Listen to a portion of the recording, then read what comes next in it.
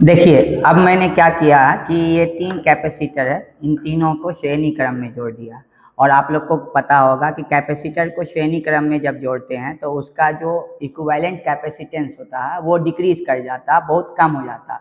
देखते हैं क्या तीनों को श्रेणी क्रम में जोड़ने पे बल्ब आपका जलता है या नहीं जलता है।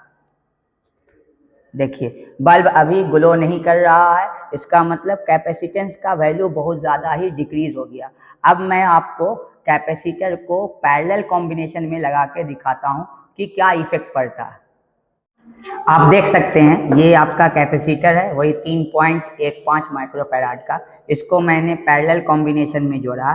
पैरेलल कॉम्बिनेशन कैसे जुटेगा आपको, तो आप ये दोनों तार को देखिए, दोनों तार में आपने डायरेक्ट लगा दिया, एक टर्मिनल यहाँ जोड़ दिया गया, एक टर्मिनल आपको यहाँ जोड़ दिया गया, तो ये पैरेलल कॉम्बिनेशन है। पैरेलल कॉम्बिनेशन में देखते हैं बल्ब आपका ग्लो करता है या नहीं।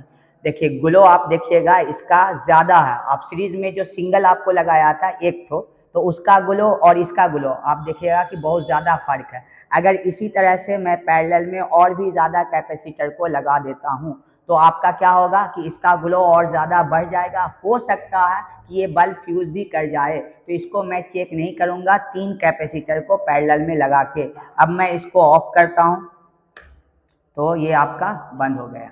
ठीक है, अगर कैपेसिटेंस का वैल्यू इतना रहता जिससे ये चार्ज को फिर रिटर्न इस बल्ब को दे देता तो ये बल्ब कुछ देर तक ग्लो करता। अगर एलईडी बल्ब हो, एलईडी बल्ब का मतलब छोटा जो आपका आता है वो बल्ब हो, तो आप उसको थोड़ी देर के लिए इसके पावर से ऑपरेट भी कर सकते हैं। तो कैसा लगा वीडियो कमेंट में ज़रूर लिखेंगे।